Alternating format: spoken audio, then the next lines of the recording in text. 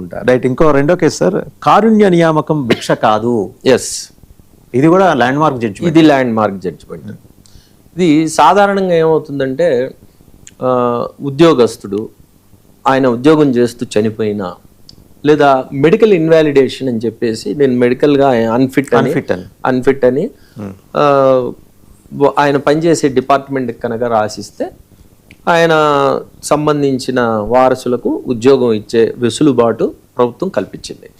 దీని వెనుక మెయిన్ కారణం ఏంటంటే ఉద్యోగి యొక్క ఫ్యామిలీకి ఆర్థికపరమైన భద్రతను కల్పించాలి అనేది మెయిన్ ఒక భావన. అయితే ఈ చాలా నేను గమనించింది ఏంటంటే అధికారుల్లో సాధారణంగా ద్వంద్వ ప్రమాణాలు ఉంటాయి. ఈ ద్వంద్వ ప్రమాణాలు ఎలా ఉంటాయంటే వారు ఆ సీట్లో కూర్చున్నంత వరకు మనం వెళ్ళి ఏది అడిగినా సరే ఇది చేయడానికి వీల్లేదు, ఇది కుదరదు అని తిరస్కరిస్తూ ఉంటారు. నెగిటివ్ అప్రోచ్ ఉంటుంది. కార్ల్ మార్క్స్ చెప్పాడు. ఆయన ఏం చెప్పాడంటే ఉద్యోగులు ఒక ప్రత్యేకమైన సెక్షన్గా క్లాస్గా తయారయ్యి ప్రజల మీద పెత్తనం చేస్తూ ఉంటారని చెప్పాడు. అది కరెక్ట్గా జరుగుతుందని చూస్తుంటే నాకు అనిపిస్తూ ఉంటుంది. వీరు అందరూ కాకపోవచ్చు, 190 మంది అలా 190 మంది గురించి నేను చెప్తున్నాను. ప్రజల్లో కూడా అదే భావన ఉంది. ఈ కేసులో ఏంటంటే Rahul son of Ram Narayana Mandankar and others versus the new India assurance company limited. ఇది 16/7/26న ఇది వచ్చింది. ఈ కేసుని విచారించింది ఎవరంటే జస్టిస్ సంజయ్ కరోల్ గారు, జస్టిస్ కోటేశ్వర్ సింగ్ గారు, సుప్రీంకోర్టు విచారించి ఇచ్చింది. కాబట్టి ఇది దేశం మొత్తం ఇది ల్యాండ్ మార్క్. కారుణ్య నియామకానికి ఇది ల్యాండ్ మార్క్ గా పనిచేస్తుంది. ఈ కేసు యొక్క సారాంశం ఏంటంటే ఈ ఇన్సూరెన్స్ కంపెనీలో పనిచేసే ఒక వ్యక్తి 55 సంవత్సరాలు రాకముందే నేను స్వచ్ఛందంగా పదవి విరమణ చేస్తున్నాను ఆరోగ్య కారణాల రీత్యా అని చెప్తూ వారి జిల్లా ఆసుపత్రికి సంబంధించిన సివిల్ సర్జెంట్ ఇచ్చిన లెటర్ని సర్టిఫికెట్ని మెడికల్ సర్టిఫికెట్ ఇవ్వడం ద్వారా జత చేసి ఆయన ఏం చేశాడంటే మెడికల్గా రిటైర్మెంట్ తీసుకుంటున్నాను, కారుణ్య నియామకం నా కొడుకు ఇవ్వండి అని ఆయన అప్లికేషన్ పెట్టాడు. అప్లికేషన్ పెడితే ఈ న్యూ ఇండియా ఇన్సూరెన్స్ కంపెనీ వారు ఏం చేశారంటే ఆయనకి 55 సంవత్సరాల వయసు అయిపోయేదాకా దాన్ని అలానే మురగబెట్టి పెట్టారు. 55 సంవత్సరాల వయసు అయిపోయిన తర్వాత ఏం చెప్పారంటే నీకు 55 సంవత్సరాల వయసు అయిపోయింది, 55 సంవత్సరాల వయసు అయిపోయిన తర్వాత అర్హత అయిపోయిన తర్వాత మెడికల్ ఇన్వాలిడేషన్ కింద నువ్వు దీన్ని పరిగణించము అని చెప్తే దీని మీద ఈ కింద కోర్టు హైకోర్టు కూడా ఈ ఇన్సూరెన్స్ కంపెనీ చెప్పింది సబబే అని చెప్పి తీర్పిస్తే దీన్ని ఛాలెంజ్ చేశారు సుప్రీంకోర్టులో ఛాలెంజ్ చేస్తే సుప్రీంకోర్టు ఏం చెప్పిందంటే ఇది సంక్షేమ పథకము, సంక్షేమము ఎవరి సంక్షేమానికి సంబంధించి ఇది ఉద్యోగి యొక్క ఫ్యామిలీ. ఉద్యోగి హఠాత్తుగా ఉద్యోగంలో ఉండి మరణించిన లేదా మెడికల్గా ఇన్వాలిడేట్ అయినా సరే ఇలా ఇవ్వచ్చు. ఆయన 50 years ఏజ్ అప్పుడే మీకు అప్లికేషన్ ఇచ్చాడు. మీరు ఆ అప్లికేషన్ తీసుకుని దాన్ని అలాగానే మురగబెట్టి 5 సంవత్సరాల తర్వాత దాన్ని బయటకు తీసి కుదరదు పోండి అన్నారు. తప్పు మీ దగ్గర ఉంది. ఈ తప్పు కూడా ఒక టెక్నికల్గా తప్పు. ఈ టెక్నికాలిటీస్ని చూపించి ఒక సంక్షేమ పథకాన్ని ప్రవేశపెట్టిన దాని వెనుక ఉన్న ఉద్దేశాన్ని నీరు గార్చలేరు. ఇది ఉద్యోగం ఇచ్చి తీరాలి. ఎందుకంటే ఆయన మీకు చాలాసార్లు పలుమార్లు మీకు లేఖలు కూడా రాశాడు. నా అప్లికేషన్ మీ దగ్గర పెండింగ్లో ఉంది, దీన్ని విషయం తేల్చండి అని రాశాడు. మీ ఉద్దేశం మంచిది కాదు, దురుద్దేశము, కాబట్టి ఇది సబబైంది కాదు. అతనికి 8 వారాల లోపు ఉద్యోగం ఇవ్వండి అని తీర్పు ఇవ్వడం ద్వారా జూలై 16 తీర్పు ఇవ్వడం ద్వారా ఇది ఒక ల్యాండ్ మార్క్ జడ్జిమెంట్. ఇది కారుణ్య నియామకానికి ఎవరైనా సరే ట్రై చేస్తుంటే ఇది వారికి రేపు పొద్దున దీన్ని ఒక ఉదాహరణగా చూపించవచ్చు కోర్టులో, చూపించవచ్చు. సుప్రీంకోర్టు డైరెక్షన్ ఉంది స్పెసిఫిక్ గా. ఇందులో ఏం చెప్పిందంటే సుప్రీం వయసు పరిమితి అనేది దేనికి పెట్టింది? నువ్వు వయసు పరిమితి అనేది అప్లికేషన్ ప్రాసెస్ చేయడానికి అర్హత తప్పనిచ్చి అప్లికేషన్ ని రిజెక్ట్ చేయడానికి కాదు అని చెప్పింది. మంచి మంచి ఇది ఒక జడ్జిలు జడ్జెస్ కోటేశ్వర సింగ్ గారును తర్వాత ఈయన సంజయ్ కరోల్ గారు మంచి జడ్జిమెంట్, చాలా మంచి జడ్జి. అదే ఇలాంటివి తెలియాలండి జనాలకి. సాధారణంగా అంటే కోర్టుల మీద ఒక అభిప్రాయం ఉంటుంది తప్ప వెళ్తే మనం బొబ్బిలిపుల్ సినిమాలు అనుకుంటే ఎన్టీఆర్ గారు అంటుంటారు కోర్టుకి ఒక తీర్పు అంటుంటారు కదా, ఆ ఇంప్రెషన్ పడిపోయింది.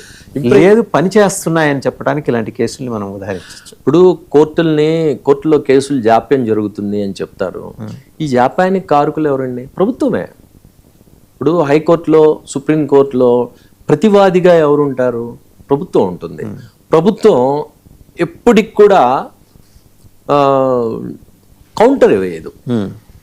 మామూలుగా రిట్ రూల్స్ ప్రకారం 120 రోజులు మ్యాక్సిమం టైం, 120 రోజులు అవ్వగానే 120 రోజుల లోపు కౌంటర్ వేయాలి. కౌంటర్ వేయకపోవడం వల్ల కేసులు తేలవు.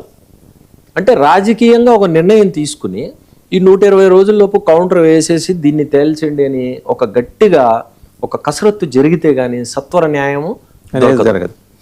నెక్స్ట్ సార్, ఇది కూడా ఇంపార్టెంటే, యాక్సిడెంట్ కేసుల్లో వారికి కూడా నష్టపరిహారం ఉంటుందా? అవును, ఇది కూడా ఒక ఇంపార్టెంట్. ఇది national insurance company limited versus Shrimati Tungala Dhanalakshmi and others. ఇది మన తెలంగాణకి సంబంధించి తెలంగాణ హైకోర్టు ఇచ్చిన తీర్పుని పైకోర్టు సుప్రీంకోర్టుకి ఇది అప్పీల్కి వెళ్ళింది. ఇందులో జస్టిస్ సంజయ్ కరోల్ గారు, జస్టిస్ ప్రశాంత్ కుమార్ మిశ్రా గారు గుంటూరు మన అమరావతి హైకోర్టుకి ప్రధాన న్యాయమూర్తిగా, ఆంధ్రప్రదేశ్ హైకోర్టుకి ప్రధాన న్యాయమూర్తిగా పనిచేశారు. వీరి ఫైండింగ్స్ ఏంటంటే రోడ్డు మీద తిరుగుతున్న వాహనాల్లో 56% వాహనాలకు ఇన్సూరెన్స్ లేదంట. చూడండి ఎంత దుర్మార్గం. 56% లేదంట. అంటే మొత్తం వాహనాలు ద్విచక్రం కానివ్వండి, up to four wheelers lorries కానివ్వండి, మల్టీ యాక్సిల్ కానివ్వండి, 30.48 కోట్ల రిజిస్టర్డ్ వెహికల్స్ ఉన్నాయి. ఇందులో కేవలం 16.54 కోట్ల వాహనాలకు మాత్రమే మీరు చెప్పేది across the country insurance policy లేదు. అక్రాస్ ద కంట్రీ, దేశం మొత్తం అక్రాస్ ద కంట్రీ 30 కోట్ల పైబడి ఉన్నాయి.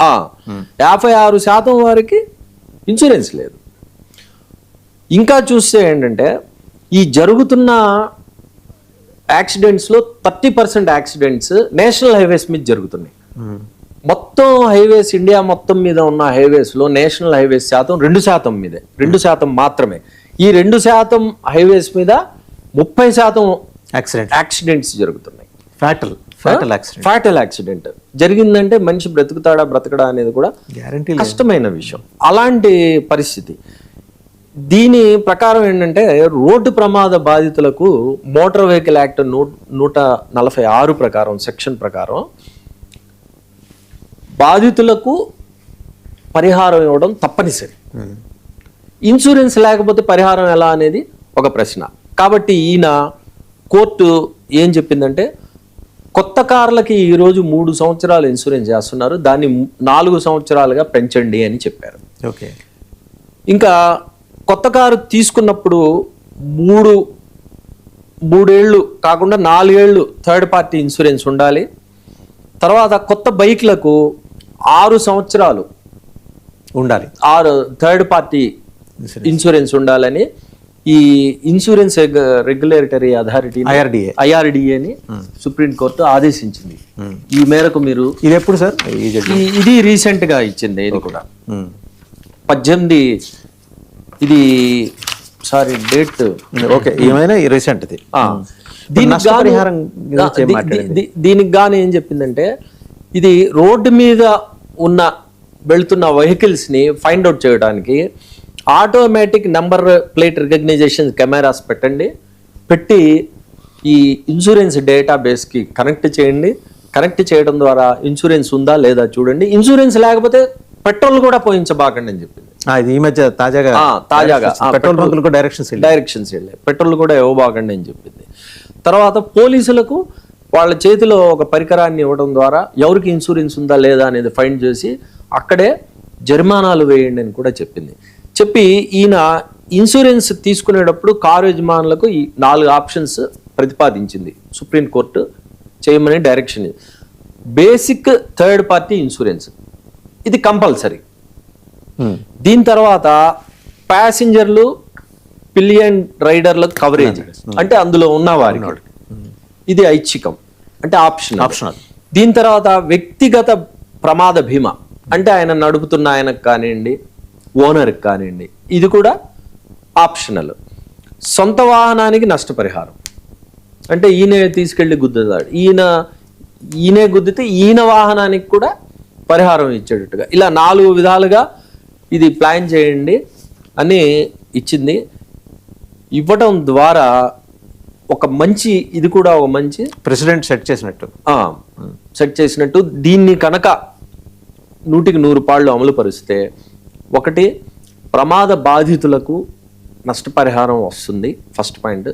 సెకండ్ ఏమవుతుందంటే ఈ ఇన్సూరెన్స్ రంగం కూడా విపరీతంగా అభివృద్ధి చెందడానికి అవకాశం ఉంటుంది, ఉపాధి అవకాశాలు కూడా లభిస్తాయి. కాబట్టి ఇది కూడా మన దేశ గతిని మార్చబోయే ఈ తీర్పుల్లో ఇది కూడా ఒక ముఖ్యమైన జడ్జెస్ వచ్చేసి జస్టిస్ సంజయ్ కరోల్ గారు మరియు జస్టిస్ ప్రశాంత్ కుమార్ మిశ్రా గారు. వీరిద్దరు, ప్రశాంత్ కుమార్ మిశ్రా గారు మనకి ఏపీ